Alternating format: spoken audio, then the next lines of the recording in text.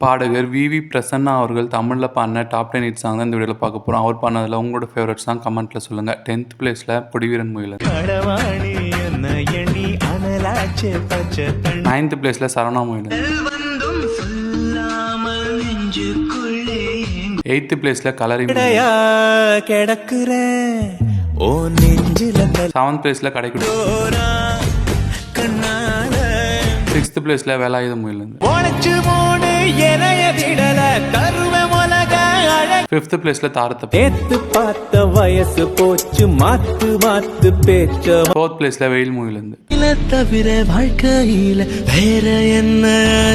3rd பிளேஸ்ல இணைத்தலை நீக்கும். 2nd பிளேஸ்ல வாரணமாயிரம் மூவி.